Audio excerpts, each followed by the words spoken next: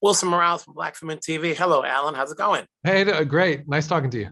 So, how long have you been waiting to play this role, and were you prepared for it, or did you have to do some extra preparation for the role? Yeah, a lot of preparation for the role. Yeah, Reacher sort of found me, and I fell in love with the books through the process. When we were prepping for this, I read them all, and you know, I was, I had to put some work in to fill out a little bit. I sort of try and stay lean and like play the ready to play the everyman, and that ain't Reacher. So, we put some work in and, put on about 30 pounds for the role, and spent a few months in fight training with Buster Reeves, our stunt coordinator and fight designer, to try and make sure, I'm throwing punches and kicks like Reacher would. And hopefully it paid off. Hopefully the fans, see the work we put in. But yeah, it took a little effort. For those who've seen the films, because for a lot of people that's the big visibility, and then there are those who read the books. Now that we're getting a series, what are we getting that's similar that can please those who read the books, but that's also different because you're bringing in a new take of it? Yeah, I think the times that we're in, we're benefiting from streaming being a not just a viable platform, but like a preferred choice for many people to enjoy this medium. I feel the same way. I mean, if we're gonna take a story and adapt it from a book to a feature or streaming, I mean, I pick streaming every time. We get 8 episodes to really dive into the characters and the story points, and a feature is not enough time to do that well, I think. So that wasn't available to us in the past. When the films were around, they were fantastic, but we're just in a new era here for storytelling. So I think we benefit from that, and fans of the books will appreciate that, what it offers. And I think it's a faithful a faithful adaptation for them. But because it's this format, we can make it make sense and round out these characters and the ancillary characters, supporting cast in a way that those who haven't read the books will enjoy it just as much. So you don't have to have read the books. It's great TV regardless, but the fans are going to love it. I used to think that whenever any actor takes on a role, when they're reading their size and so forth, it's a little bit of themselves in a character. How are you like Reacher? We have our similarities.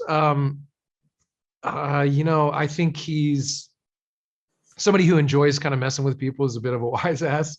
I've got foot and mouth disease, but we diverge, we diverge a little bit where I care very much what people think of me, and I want people to feel safe and secure around me. And I don't think Reacher gives a shit. So it's fun to play that, though. I love seeing that on the page, and kind of holding where that tension lies. But yeah, I mean, there's a lot to love.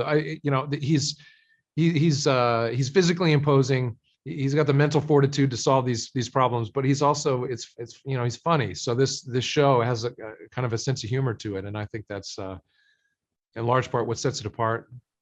Why I and a lot of people, I think, will enjoy this. And for you as an actor, you've worked on other projects and you've been part of an ensemble, and you're part of a this ensemble, but you're number one on the call sheet. For you as an actor, is it ever daunting knowing that, like, you got to get up, you got to be the one to lead the charge, you got to read as many pages more than anybody else, and you're ready for it, as opposed, because you've been playing this game for a long time where you come in and do your thing, but now it's all you first. Yeah, look, I grew up without much. My family was in the military. We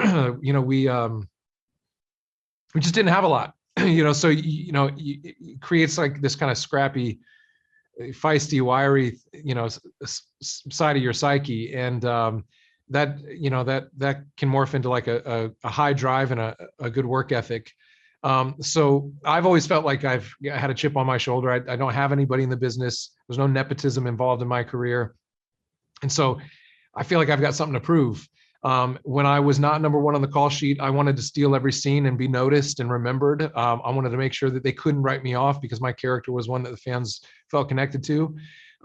That's something that's just so deeply ingrained in who I am now as an artist, that that carries into this. And now I still have all that. That's all very much a part of me. I don't think that goes away when it's sort of been bred into you, but, but now I just don't want to be outworked by anybody. I don't want a younger version of me to come in and try and steal the scene from me. So I'm just competing with myself. And, I want to make sure that I'm honoring the fans and that they, that they're never taken out of the story because I'm like, somebody who's not working at it or, don't, searching for my lines or something. I want to, I'm a fan of this series too. So I want to make sure that the fans are happy and, that I'm proud of the work as well.